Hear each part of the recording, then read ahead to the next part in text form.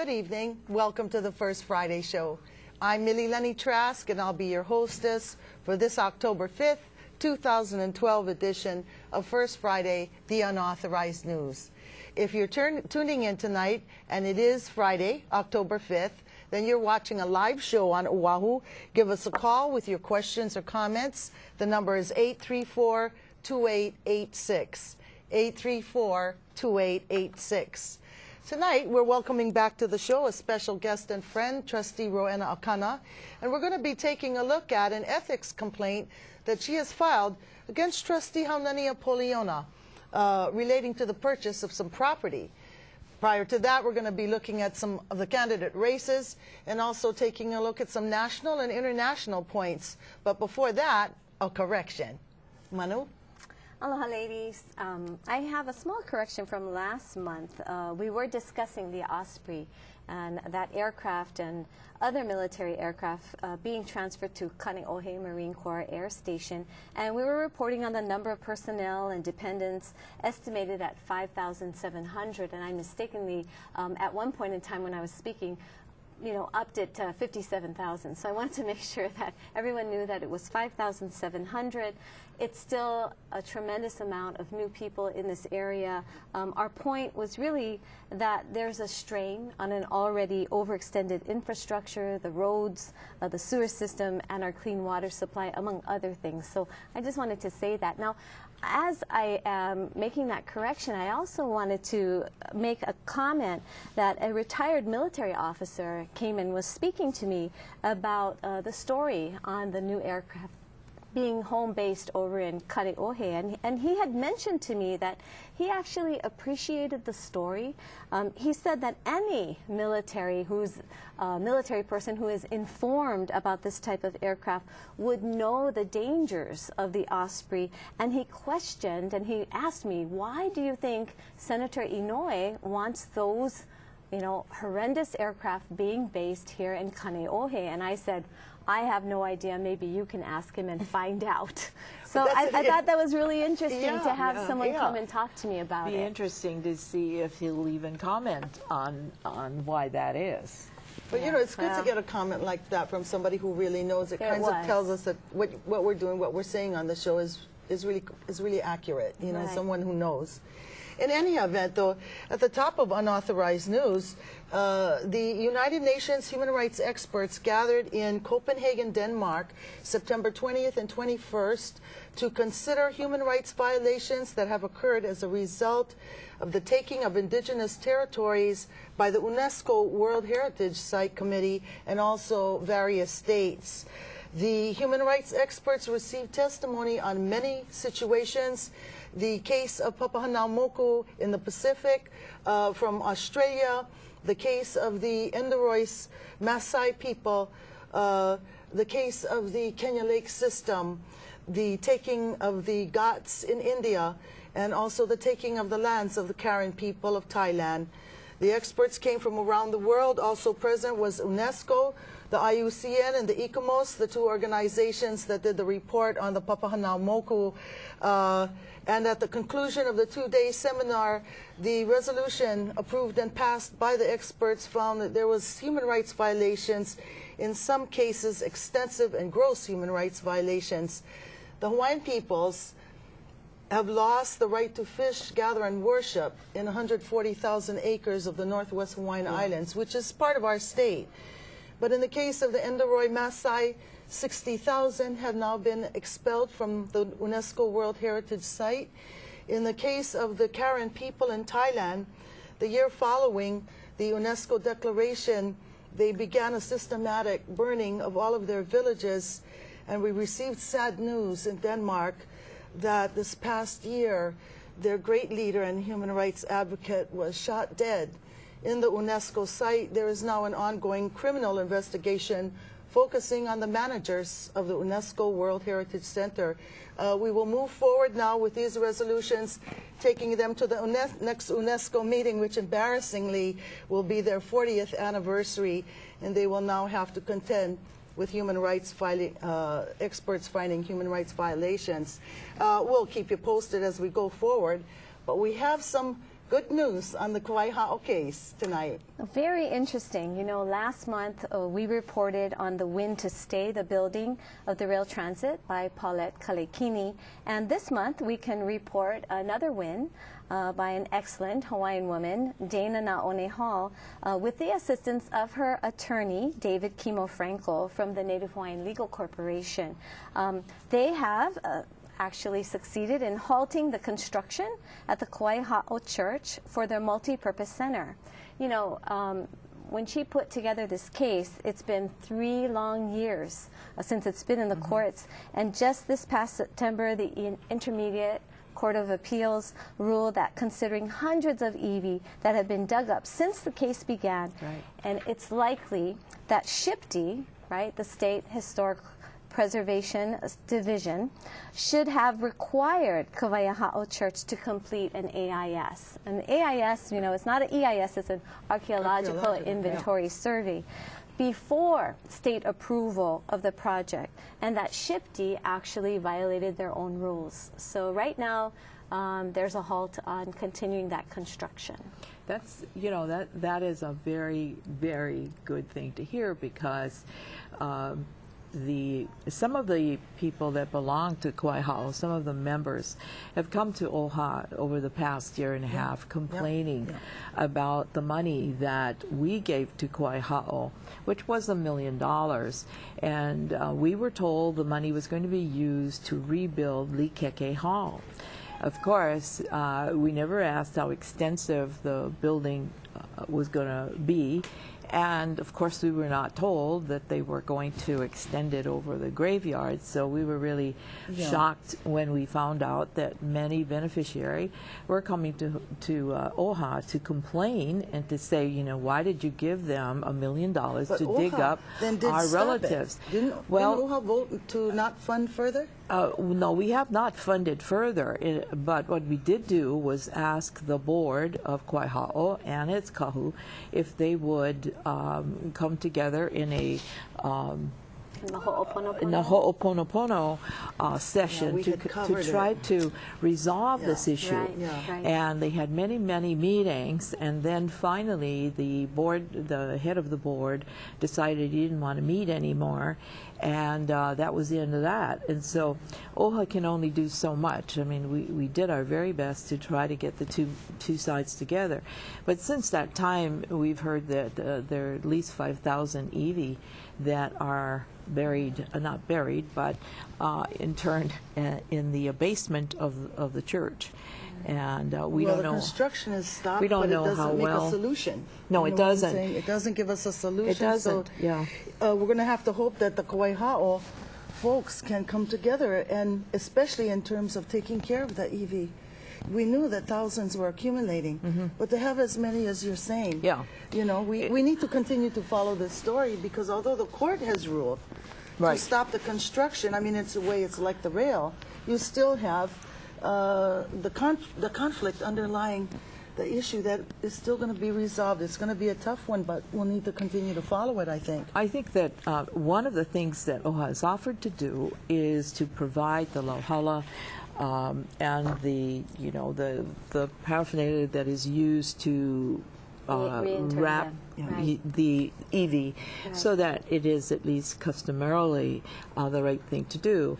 But I understand that even people who can prove that their ohana is there is not being allowed to take the iwi and prepare it correctly. You know, we're going to have to watch it, because I think now the court's decision clearly stops it, and it means that in order to go forward, they have at some point to stop the construction, but they have to complete the building, and in the meantime, the resolution of the conflict with the iwis. But right there, on the grounds of Kauai Ha'o, many other iwi have been reinterred. Those that came from away, those that had no place to go, were interred right there. So there may be a solution right before them they haven't seen. Well, I hope so. I wanted to get to the next point, though. On unauthorized news, Senator Malama Solomon has teamed up with others, including myself. We're circulating a petition, and I want to thank Senator Solomon for supporting it.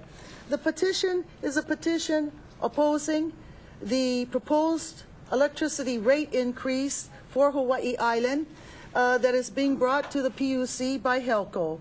In the petition, we are signing it as residents of our island and of the state. We are opposing not only the rate increase, but we are already paying the highest rates in the nation.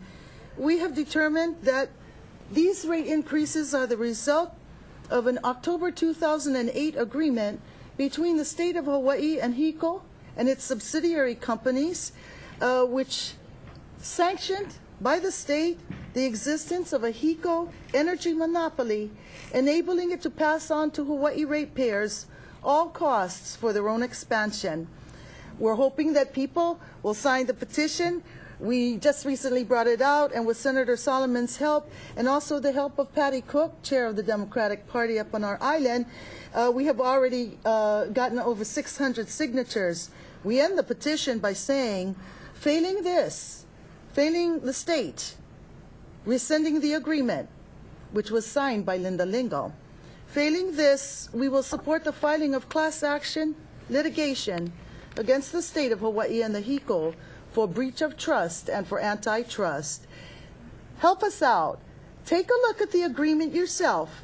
We're going to show you a little flyer here. It's posted on the internet.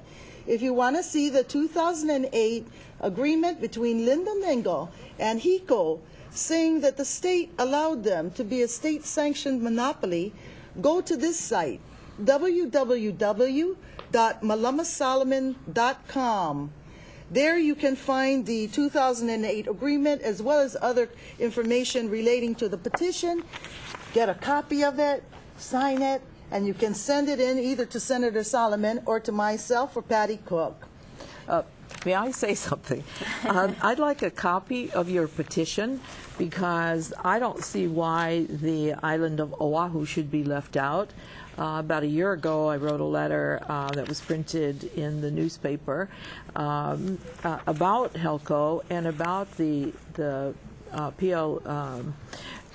PLUC and its commissioners, asking how they were appointed, who they were, because they're anonymous all the time. Nobody knows. The PUC commissioners? Yes. And that is available on the web. And one of the things I think that actually is good is that there's been a change in the PUC in recent years. But one thing you're going to find very interesting, Trustee, is that when you read the 2008 Linda Lingo agreement with HECO, there's a clause in there saying that the PUC must rule in a way that will help HECO transform its business. This is an actual black and white. So the PUC has had arms tied, and we need to get out of the agreement. Here is your very own personal copy of the petition. Thank you very much. I think that people on Oahu need to take a look at this. Take a look at it, fill it out, sign Oahu It's folks. affecting everybody. Yeah, it's affecting absolutely, us it sure too. is. The electric bill is out of control. Look at the electric bill of the state, my goodness, and the big island. Well, we'll have to do another show on water and sewer, because the sewer charges, you don't live on Oahu, but the sewer charges on Oahu are 2.5 times the use of your water. Yeah. And there is no real formula that they can explain in the for future. this. In the future. Let's take a look at some of the upcoming races before we get to our major story, which is the ethics complaint. But we were thinking of just tossing around some of the races. At the close of the show, we're going to take an in-depth look at the OHA races. But we had some races that we had put up for people to comment about here. Cayetano Caldwell, any comments at the table? Well, hey, I don't mind going first. You go first. Personally, I'm not going to say who I'm going to vote for. I don't even know if I'm going to vote for either one. I don't. In the primary, I voted for Mr. Caldwell, but I really don't know what I'm going to do in the general. That's quite honest. However, when Mr. Cayetano was the governor of this state, as an OHA trustee then and now, Governor Cayetano removed the revenues from us on the ceded lands from the airports. He basically gave us zero until the Lingle administration took over. He sued the Office of Hawaiian Affairs and its trustees. Millie was on the board at the time, I was. And we were in our second year of a 4-year term. We all had to resign and run again for our 4-year term. And this was because his administration, who had actually verified our elections as legal, was now saying we were all illegal based on the Rice case, which really had nothing to do. Hard to forget those things. Hard to forget. Manu, your comments on Cayetano Caldwell? You know, so it'd be very hard for me to vote for Mr. hard to forget Cayetano. that. Well, I seem to remember him calling himself Hawaiian, and what a great mistake that was when he said, I think I've lived here long enough and I am Hawaiian. I feel Hawaiian. I feel Hawaiian. And I believe your sister took care of that quite eloquently. But I wonder, too, it seems to be centered around the issue of rail, and Cayetano has come out against it, and Caldwell is for rail. And I don't know that rail is really an issue anymore. You know, you talk to people downtown, I've been hearing that they think that it's stumped now. Due to the stay, you know, due to the court. Yeah, the court ruling. The court has ruling stopped it because of the burials. Correct. And so they're not, now they're looking at people and saying, now you just have to look at Caldwell and you have to look at Cayetano and make a decision, not looking at rail, unless, of course, you're not going to support Caldwell because he is supporting it. So I think it's quite interesting. Well, no, I think the court's ruling has quelled the debate on rail, and voters really got another 4 weeks to look at everything on these two candidates other than rail, and maybe to take a look back and see what was done previously in previous administrations. Let me ask you two about Lingle and Mazie Hirono race. Oh, boy. Close race. Mazie is leading. Well, you know, let me say this. I cannot vote for Miss Lingle, although I have in the past. And the reason, again, is because I am a trustee of a Hawaiian trust. And what Miss Lingle did was allow her Attorney General, Mark Bennett, to go to the U.S. Supreme Court and challenge us on whether or not the state could sell our ceded lands. And as you know, they won. And while she may say she's a friend of Hawaiians, I find that very difficult to believe that she is. And for those reasons, I would not vote for her. I would not vote for someone who promised to be a friend of Hawaiians and then decided that we should not have access to our lands. I believe the quote was, what's good for Hawaiians is good for Hawaii, and it was said at that famous time at the Kui Kapono March when, just for the record, I was against giving her a mic, but I was overruled by my brothers and sisters over in Iliu'ula Kalani Coalition. Yeah. So, you know, I think that's what she said, but I think that as Hawaiians especially, and as local people, we're not going to forget her track record. I mean, all those teachers and the teacher furlough, and all those kids out of school, not getting an education. Back in 2010, you know, for so long she was a supporter of the Akaka bill until Obama's administration took a look at it, changed it a little, and actually added to the rights that would be bestowed upon the Kanaka Maoli people. And she got so upset, her and Mark Bennett said, we can't let these Hawaiians have these kind of rights, rights that are equal to Native Americans, no way. And then she pulled her support. So I think she has shown over the years her true colors.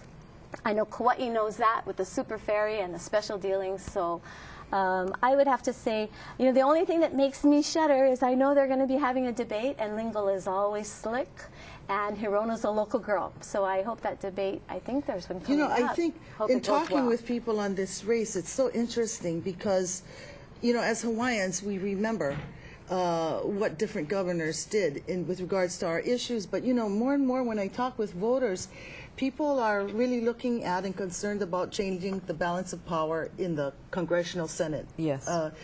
Hawaii, and significant amount of revenue comes to our state, and also for the Hawaiian programming, health, housing, across the board, language. These things all come out of the Congress, and significant power is in the Senate. But should Lingle get in, the balance of power will change. And that will mean that the Senate itself will be held by the Republicans, which will not likely be good for our funding. Any comments on Hanabusa versus Diju? You know, Deju is in my district, and Hanabusa, of course, changed her address, and so now is also in my district. But and I don't know Mr. Deju. He seems like a nice young man. No, as I always say, Deju who? You know? No, he seems like a young man, and a nice young man, and really, I think he would try to do a very good job, and nothing personal against him. However, I do know the ex-Senator Hanabusa, and do know that she was a supporter of Hawaiian issues, and was always there when we needed her, and therefore, I am definitely supporting Colleen Hanabusa. Haven't really thought about it, but I would tend to say that I'm going to be leaning towards Hanabusa. You know, I'm kind of with you. I've known Colleen Hanabusa for a long time, from before her race. In fact, she and I ran together the same year. She's always been honest with me and a straight shooter. When she doesn't agree with you, she tells you honestly. Yep. But if there's anything she can do to help, she always comes forward. My impression of Deju is, as you say, he's a young guy, he's not bad looking. I've seen a lot of his campaign ads with his showing that he is a veteran, which I respect. But in terms of what Hawaii needs in the U.S. Congress, you know, we need somebody who knows the issues, has some maturity, and is not afraid to be honest with constituents, because, you know, I appreciate that. The last race, I think, looking at is Billy Kinoi and Harry Kim on the Big Island, which is shaping up to be a pretty big race for the mayor. Any comments from either of you on that? Well, you know, I know both of them and like them both. I don't know enough about either to say one way or another. Except that Billy Kinoi is a Hawaiian, and I don't want to say that that's the only reason that I would vote for him, but of course I'm not a resident of the Big Island, and my vote won't count anyway. Manu, any comments? I guess I'll plead the fifth on that one, because I'm not from, you know, Moko Keawe, and so that I will leave that race up. Well, I think, you know, I know both of them and have worked with both of them. They're both nice. I think that both of them have come out now in their first debate saying that they will support energy development. They both support geothermal. Billy worked actually for Harry Kim at one point in his career, but I think the real challenge is going to be whether or not the voters on the Big Island see Billy as being effective. There was great concern. He took funding out of the county and flew off to the Philippines with Helco and with the foreign company Ormat, came back talking about huge energy development for Oahu rather than addressing the Big Island. Apparently now he's reconsidered it. Many folks on the Big Island are saying that they question Harry Kim because he was the very mayor that was in place that approved the expansion of the Helco plant that has had, the Ormat plant there. And also he was the civil defense director during the time of the explosion of the Ormat plant and had to evacuate Puna twice, but never called for the shutdown of the plant. So we'll take a look at how that falls. But right now, the real issue is, and I think many people are interested in finding out, why you, Trustee Akana, filed an ethics complaint in the last couple of months against Trustee Haunani Apoliona. And I thought it would be good to just start out with when the complaint was filed, what it says, and why you had to file it. Well, I filed a complaint against Trustee Apoliona because she voted for a very controversial building that Trustee Stender had been pushing for over a year. And that building is the Gentry building, Gentry Center on Nimitz Highway. So for OHA to purchase it. Yes, right? Exactly. And there were so many questions about the purchase of this building and why we should even discuss it, that it really was, in my opinion, a very terrible thing to do, because I didn't feel it fiduciarily that the beneficiary money was going to be well spent on a building that was 80 years old, very likely having asbestos, lead paint, and other things. And if anyone has been in this building, you know that it really isn't designed for an office building. to retrofit it for the purposes of our office would cost millions. Not to mention that the people that now have leases in there would have to be relocated at OHA's expense. There's no parking. And the history of that building is that it's never been fully occupied. Well, almost never. And not easy to get to. The access is bad. So there were 100 reasons why we shouldn't even be looking at this building. However, a year ago, Trustee Stender brought it to our attention.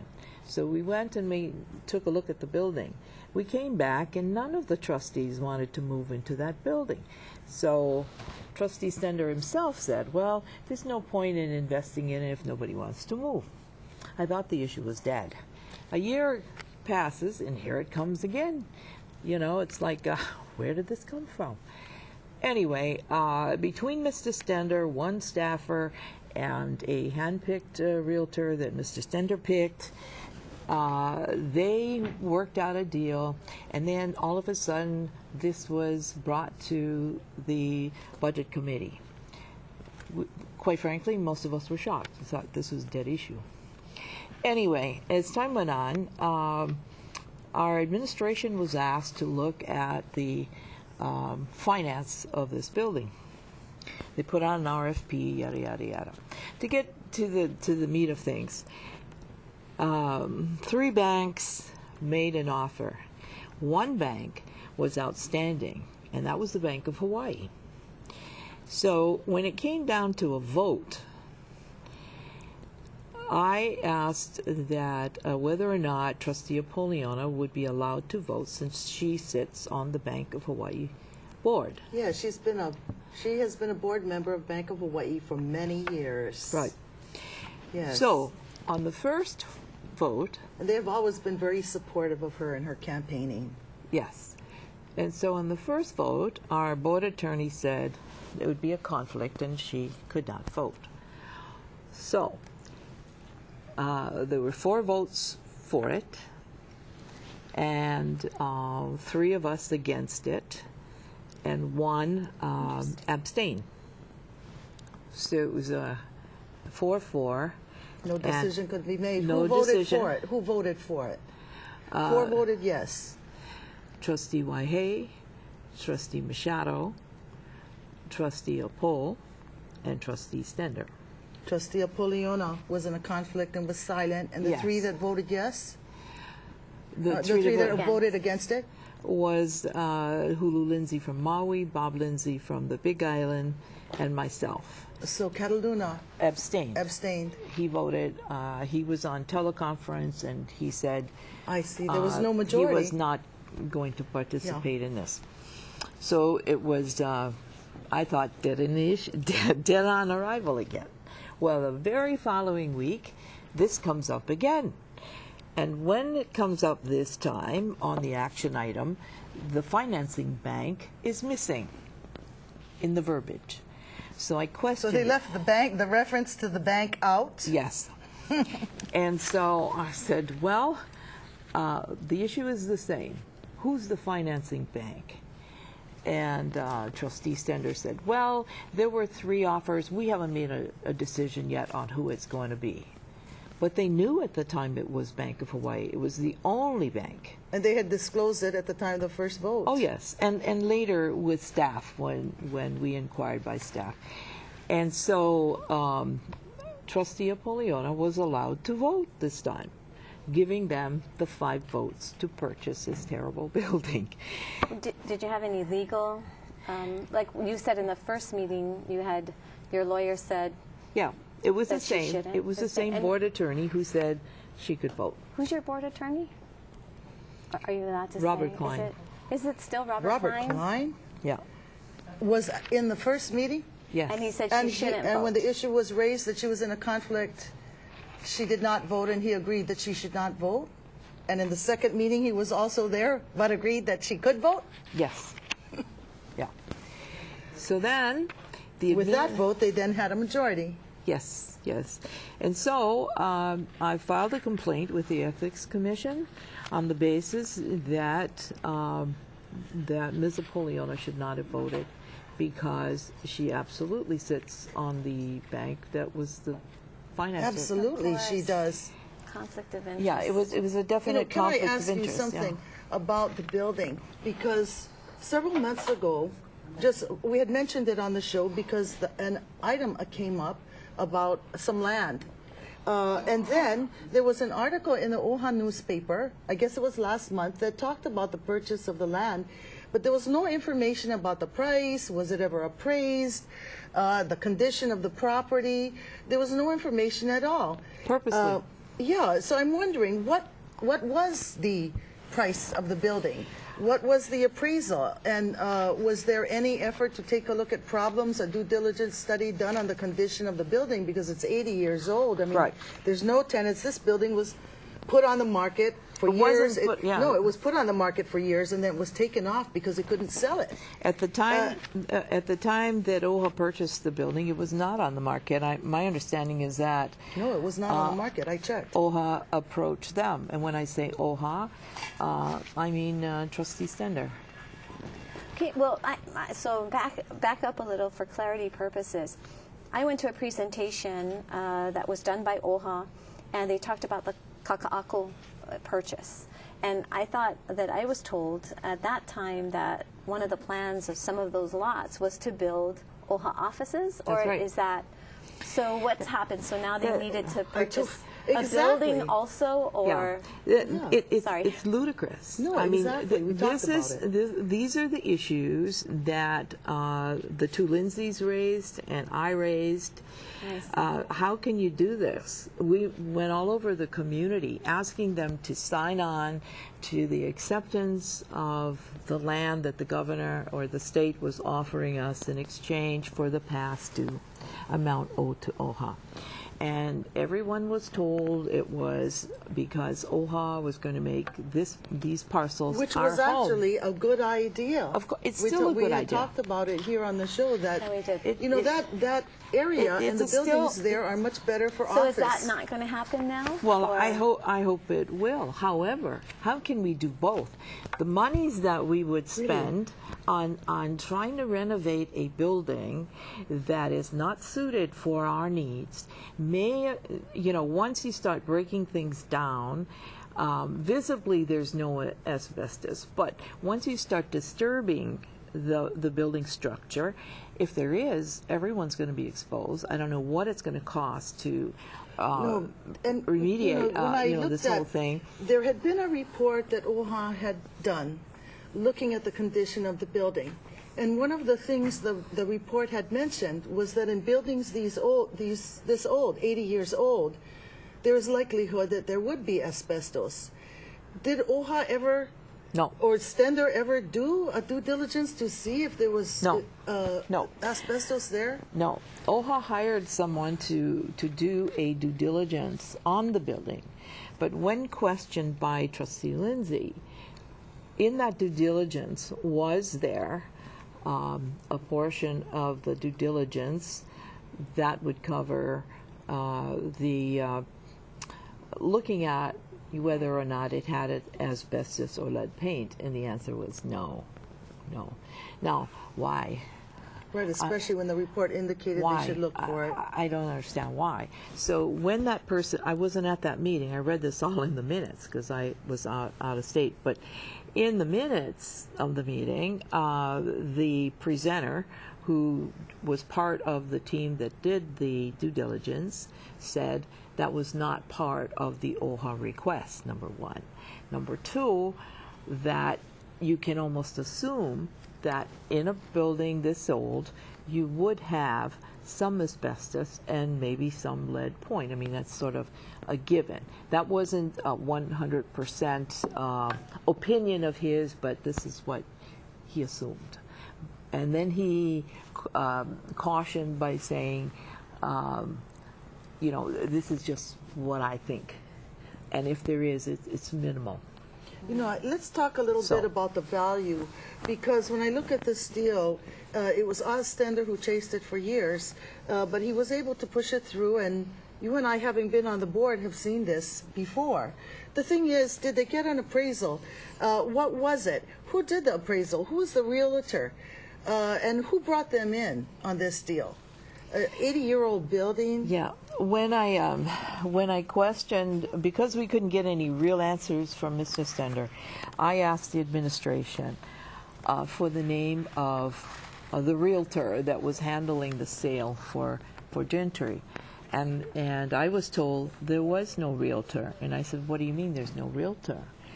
And this person said, well, this, it was initiated by Trustee Stender, and he hired this realtor to represent OHA, and it was being done between this realtor for OHA and one of our attorneys. And was there an appraisal? Not that I know of. Rowena, let me ask you this. You've made the complaint to the Ethics Committee. How many weeks has it been? Have you heard anything back? This is an election. I made the complaint in July. I've had 2 phone calls from them asking for more information. And I gave them, as much information as I had. And then I said, anything else you would have to get a hold of the administration, because trustees were not privy to some of the information they were asking.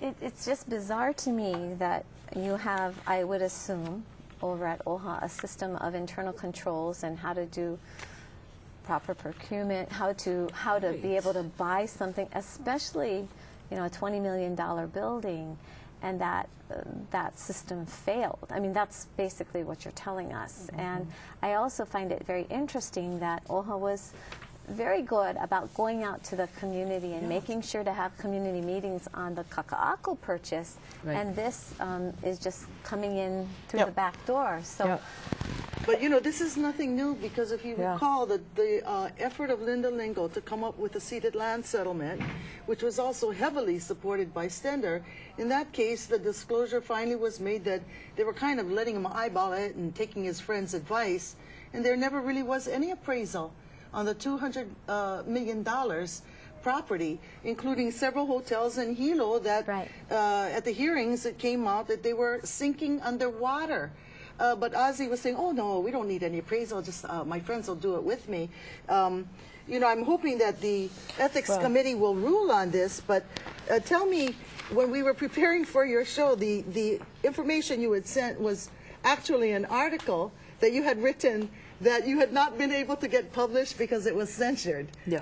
I wanted to hear about that, because that's been periodically under Haunani's leadership. It was always a problem. Yep. Trustees trying to write. Even when I was there, I'd write a column and a third of it would get published, or a half, and paragraphs were just thrown out because somebody in the front office didn't like it. Well, my understanding, without getting staff in any kind of trouble, they're told by certain individuals that they should look at my articles before they're published and make sure that there isn't anything libelous. Now, I've been a trustee for 22 years. I know what's libelous and what isn't. The fact is, they didn't want me to talk about the Gentry building. They didn't want me to talk about the fact that Haunani voted and should not have voted. Yes, these kinds of things were in the article. And it is further my understanding that Haunani Apoliona called in several people, including one of our staff attorneys, and said, you folks better watch that she doesn't print anything like this. I saw in both the Civil Beat and then in the Advertiser yesterday a response that you had made. I think it was initially to the Civil Beat. They had published a long article praising Haunani Apoliona, crediting her for many things, and much of it had not been verified. I mean, they were under the impression that she was the chair who had gotten the ceded land settlement passed this past year. And I noticed that you had mentioned many things brought to my mind, my recollections, but in that letter you had pointed out that Haunani Apoliona is no longer the chair. She was removed by the Board of Trustees, and I think if she had been the chair, we probably may not have had the settlement. That's right. Trustee Colette Machado has been the chair of the OHA for the last 2 years, and it was she who steered the board, but the entire board achieved many things. At OHA, you simply cannot take personal credit for anything because it doesn't move unless there's 5. Well, you know, it disturbed me because over the years, Ms. Apollyon has been known to write her own press releases, giving herself credit for all kinds of things, and then submitting it to people, and they just print it up. So when someone showed me this article, I said, you know, this is too much. This is an election year, and she's looking for people to believe that, you know, she's somebody that she really isn't, and I was fed up with it. You know, I was disappointed with the Civil Beat because they have an obligation to really take a look at the candidates, really take a look. Instead of having a candidate write a newspaper article they're going to print. The Civil Beat didn't look at Haunani Apollona's role in killing the Kupuna Health Initiative that we worked so hard on. They didn't ask why the OHA housing program was shut down under Haunani Apollona. You know, they didn't look at all the things that were lost during the 10 years that she's been up there and as a chair. I thought it was very poor coverage on the part of the Civil Beat. This is why I wrote the letter to Mr. Blair, who had written her article, and said to him, I read with great interest, you know, these accolades that was given to this woman. And quite frankly, I'm here to say that most of it isn't true. You know, number one, she had nothing whatever to do with this settlement that we just had with this governor. That's right. As a matter of fact, she hardly ever showed up for any of the hearings or never went to the neighbor islands to talk about, you know, what kind of deal this was going to be and what it would mean for OHA or any of that stuff. During the Lingle administration, she was the one who was trying to negotiate with that administration for a settlement. And she agreed with the administration, the Lingle administration, that our debt was only $200 million. When the Lingle administration, under Mr. Bennett, said, we're not talking any more than $200 million. That's it. Take it or leave it. She took it. She took it. And when we further asked, now, what does the $200 million mean? What lands are you talking about? What are you? No discussion. Take it or leave it.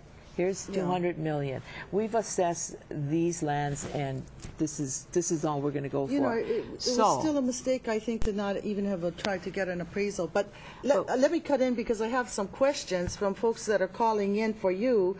One is asking Trustee Akana, didn't Haunani Apollona agree with Lingo to give up the 20% revenues and limit OHA to $15 million? Another question to you. What happened to Trustee Apollona's sister who had used the OHA charge card for travel for Kauinoa? And I remember that. We talked about that one on the show. The OHA charge card had been maxed out. I think it was over $10,000. We did a review of the costs that had been incurred, including a $7,000 dinner bill for a party at Tony Roma's in Vegas. And then there was a call for an investigation into her sister's conduct, but nothing happened. They said that she had retired. Except they took the card away. They took the card away from her, but they said that she was made to retire from OHA. Was that correct? Well, I don't know if she was made to retire, but she did retire over a year ago. And then was hired by one of OHA's LLCs, which, you know, which is under Aussie Standards control. No, it was our LLCs now come under the administration. But remember now, we have a new administrator who's been there less than 6 months, and the previous administrator is the one that hired Haunani's sister, who had been in charge for over 9 years. And so, yeah, all these funny things, you know, were happening. Now, if the administrator, remember the administrator has charge of all the personnel, also carries the purse strings. Yeah. If the administrator, or him or her, works closely with the chairman of the board, anything can happen. You understand? Anything. You know what kind of amazes me is when you were talking about being censured, and I'm thinking, how can you, as a trustee, okay, have your article, I mean, do you have an opportunity to read all the other trustees' articles and censure them? I mean, it just doesn't seem right. Of course it doesn't seem right. But, you see, you still have people there like Haunani Apoliona, who still has friends downstairs who will run upstairs with my articles and show them, and then she'll get on the phone and start calling downstairs to some people she's hired to make a big fuss about this, and then send it over to a board attorney to see if my articles are okay to print. Can you imagine that? That's the kind of nonsense that goes on. In fact, this article is not the complete article that got printed this time. I was told by the chairman, Trustee Machado. Yeah, that my article, the original article, was given to the attorney for the Gentry sale to look at, to see if there was anything libel. Well, if I was the Gentry sale attorney, I would want to take a look at it. Yep. I think the ethics committee is not going to have too much of a problem with this. You know, believe this or not. You know, one of the things that is for me, rubbish. But in my 2-year stint at OHA, I was just astounded by some of the things that happened there, I have to tell you. But I want to say, too, that since Trustee Colette Machado has gotten in, at least you can get something on the agenda. I tried for 6 months, when Haunani was chair, to bring the issue of the Northwest Hawaiian Islands to the board, and she refused to allow it. Of course. And then supported the taking of the Northwest Hawaiian Islands. You know, we're getting to our last 10 minutes, and I wanted to run through the OHA elections because we have several seats up, including Big Island.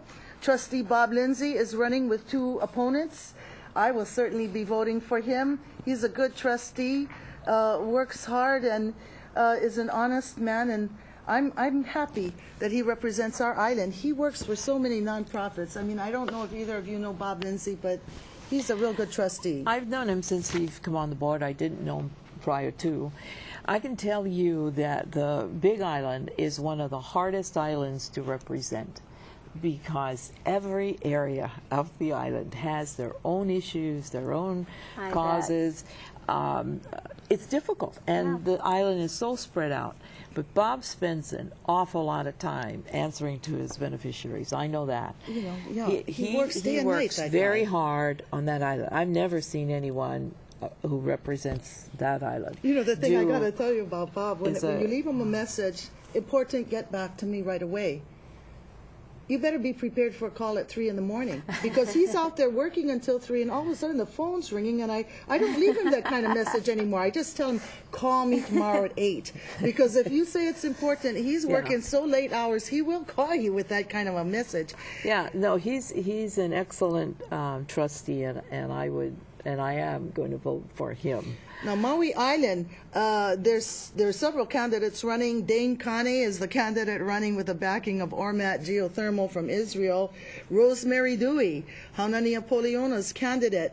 Ululani, who has been on our show and who I certainly am supporting. And the other is Pua Gomes, who comes in with union backing. But for myself, I think in the last 2 years that I've worked with Ululani, I've been very impressed with her. And when I heard about what had happened with her election, I think we made a big change so that I myself could have my right to vote for the candidate of my choice. But I'm wondering, any of the other candidates, any comments on the Maui race? Let me just say that I will be supporting Hulu. Since she's been on the board, there has been some changes, and there is another voice now that I'm not the only one that's standing up for things. She's right there, especially since she has a background in real estate, knows land, and has questioned Oswald Stender on so many issues. I support her, and I hope the people of the state supports her. She's a great trustee. Let's see, who else is running for Hawaii Island? For Kauai, we have a young man who is a graduate of Kamehameha and the University of Hawaii, is a school teacher on Kauai now, and we need young people. We really need young people with young ideas who don't belong to a political party that would press him Dan or Ahuna, her. Is he related to Tita Ahuna? That's Tita Ahuna's brother, yes, yes, younger brother. He played football on the University Well, sometimes WAC I team. worry about young candidates if they're tough enough and strong enough to go against, you know, I don't know the politics in OHA. That's a good point, because the politics in OHA can be real bad. You have to be able to step up to the plate. And that's why I like Hulu, because she has proven herself. She came out and on our show, she's been delightful and articulate and smart, and I thought, man, you know, she stands her ground. And she does. Yeah. It must be nice to have some camaraderie. It's nice to have another arm, you know. But the thing too about Hulu Lindsay, though, I mean, she can be a fighter when it comes down to it, as you're saying, but her personality is really not that. She's very sweet, you know. Unassuming. On the other hand, I'm a lot more. I can be caustic. Cantankerous. Well, you know, when I came on the board, Millie, remember who was on the board? I had Frenchie DeSoto, I had Moani Akaka. I mean, those two would be going at it, swearing, yelling, screaming. I mean, really. I've survived. I don't know how, but I have. And the board has changed, you know, to a more civil board now. But that doesn't mean that a civil, quiet board is a good board. No, it doesn't. You don't want people who just go along because they don't want a confrontation, you know, that they're afraid to disagree. Based on what you told us in the show. How about being legal? You know? Yeah. How about being legal? How about having a conscience? How about worrying about how you're spending beneficiary money? You know, and you that's have what to we're there wonder for. that question that you asked. How about being legal?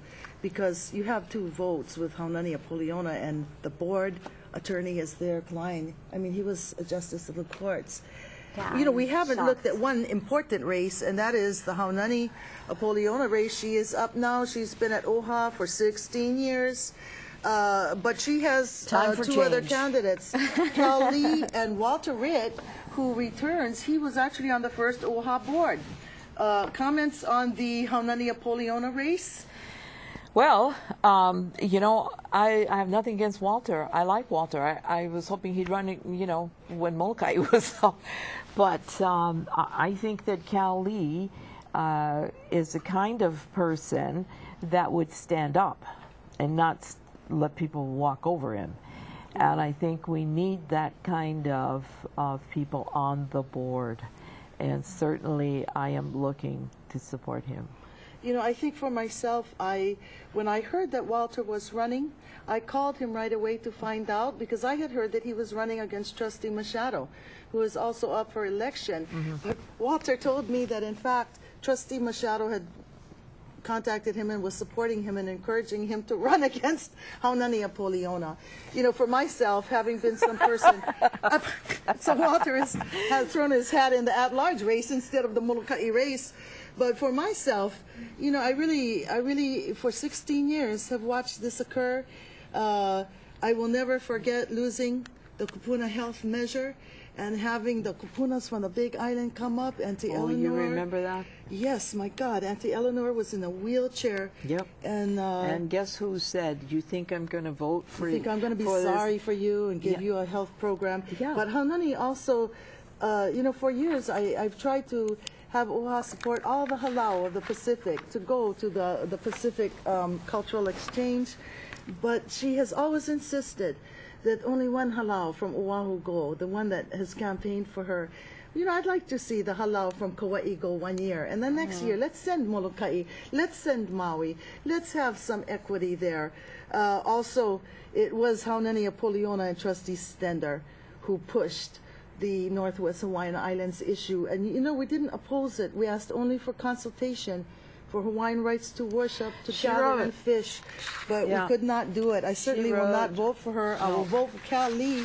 You know, that guy, I only have known him for a year and a half, but I can see why. He has been an educator his whole life because he has great skill in bringing together people and helping them work together. And, you know, I really feel like that is what OHA needs. I think so. And, you know, from what I know of him, I've talked to mothers who say that, that you know, he's been a great coach and an inspiration for their youngsters. So these are the kinds of leaders that we want in the future, you know, because we have to pass on this gauntlet to people who are not only honest, but who really care about our people and where we want to go in the future. I was really disappointed that Walter didn't go up against Colette, instead being from Molokai. I did call him, and he had said, you know, that he had talked to Colette, and basically they decided that when the two of them get into the same race, it's just too divisive for the island. And I thought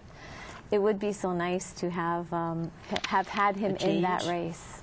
Yeah. Yeah, I cannot emphasize, you know, enough that people vote, and everyone can vote in the OHA race now, and that's something that many people do not know.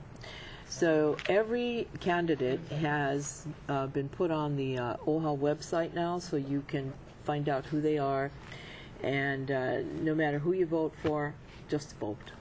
You know, I think that's a good point to end our show tonight, because this is an important race for many reasons. We could change the balance of power in the Congress and the U.S. Senate. We could make much needed change right here in OHA. Go out and vote. Aloha. Thanks for joining us. Aloha. Mahalo. Thank you for having me.